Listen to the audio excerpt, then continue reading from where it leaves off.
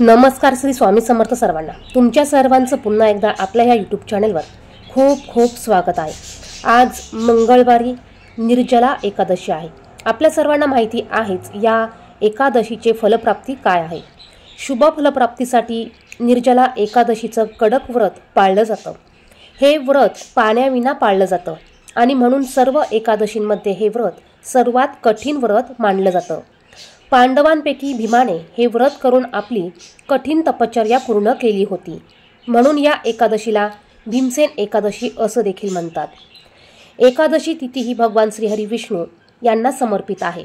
एकादशीच्या दिवशी श्रीहरी भगवान विष्णू यांची पंचोपचारे पूजा करायची आहे। त्याचबरोबर माता लक्ष्मीची देखील पूजा करायची आहे। आपल्या घरात असलेली सर्व निगेटिव्ह ऊर्जा निघून जाण्यासाठी, 7 पिढ्यांचं दारिद्र्य नष्ट होण्यासाठी, घरातील कटकट, वास्तुदोष, क्लेश, भांडणं, वादविवाद या सर्व गोष्टी निघून जाण्यासाठी आपल्याला एकादशीच्या दिवशी म्हणजेच आज मंगळवारी संध्याकाळी कापूर सोबत या वस्तू आपल्या घरामध्ये जाळायच्या आहे।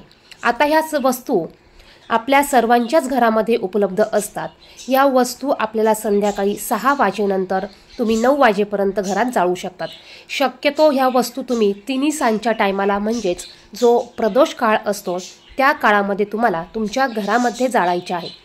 यामुळे तुमच्या घरात असलेली सर्व निगेटिव्ह ऊर्जा निघून जाईल। घरातील वाईट शक्ती, वाईट बाधा, वास्तुदोष, पितृदोष, नकारात्मक ऊर्जा या सर्व गोष्टी घरातनं निघून जाणार आहे। यामुळे घरामध्ये जे क्लेश, वाद होतात, भांडणं होतात, एकमेकांशी पटत नसेल तर ह्या सर्व गोष्टी ह्यामुळे दूर होणार आहे। असा हा अत्यंत प्रभावी उपाय किंवा सेवा आपल्याला एकादशीच्या दिवशी संध्याकाळी करायची आहे। आता यासाठी काय काय लागणार आहेत तर बघा, हा उपाय तुम्हाला प्रदोष काळामध्ये करायचा आहे। उपाय करण्यासाठी तुम्ही तुमच्या देवघरामध्ये बसायचं आहे। बसण्यासाठी आसन घ्यायचं आहे।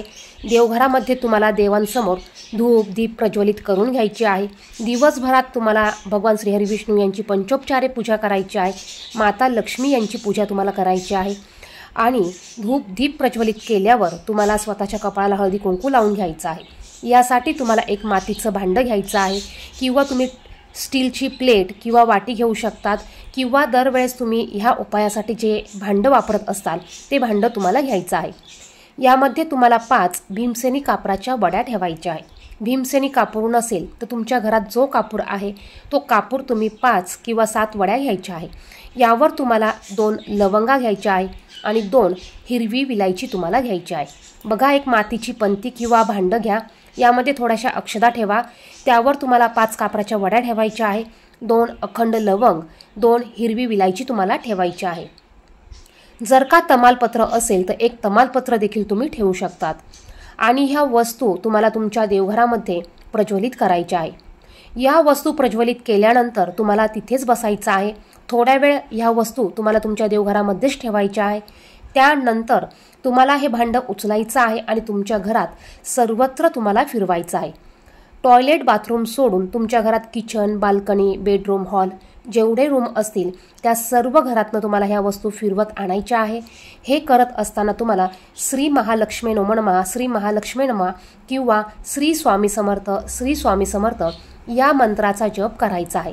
आणि हे करत असताना तुम्हाला असं देखील म्हणायचं आहे, माझ्या घरात असलेली सर्व निगेटिव्ह ऊर्जा, वाईट बाधा, वाईट गोष्टी या अग्नीमध्ये जळून खाक होऊ दे। माझ्या घरात असलेल्या नको असलेल्या वाईट शक्ती घरातनं निघून जाऊ दे, अशी प्रार्थना तुम्हाला करायची आहे आणि ह्या वस्तू सर्व घरात तुम्हाला फिरवायच्या आहे। यानंतर तुम्हाला तुमच्या मुख्य दरवाजापाशी यायचं आहे आणि हे भांडं तुम्हाला तुमच्या घराच्या उंबरठ्यावर ठेवायचं आहे। उंबरठ्यावर तुम्ही मधोमध हे भांडं ठेवू शकतात किंवा उंबरठ्याच्या बाहेर जरी तुम्ही हे भांडं ठेवलं तरी चालणार आहे। जोपर्यंत ह्या वस्तू प्रज्वलित होत आहे किंवा जळत आहेत तोपर्यंत आपण तिथेच थांबायचं आहे आणि श्री स्वामी समर्थ या मंत्राचा कंटिन्यू जप तुम्हाला करायचा आहे आणि प्रार्थना तुम्हाला करायची आहे की तुमच्या घरात असलेल्या वाईट बाधा, वाईट गोष्टी, वाईट विचार यांचा यामध्ये नाश होऊ दे आणि चांगल्या गोष्टी किंवा चांगली ऊर्जा घरात संचारू दे, अशी प्रार्थना तुम्हाला करायची आहे। हे करत असताना तुम्हाला तुमच्या घरातल्या सर्व खिडक्या, दरवाजा हे उघडे करून ठेवायचे आहे। यानंतर ह्या वस्तू संपूर्ण जळून याची राख झाल्यावर तुम्हाला ही राख एखाद्या झाडाखाली निर्मल्यामध्ये तुम्हाला टाकून द्यायची आहे। बघा, या पद्धतीने तुम्ही जर का हा उपाय केला तर यामुळे तुमच्या घरात असलेली निगेटिव्ह ऊर्जा, वाईट बाधा, वाईट गोष्टी ह्या निघून जातील। अत्यंत प्रभावी असा हा उपाय आहे।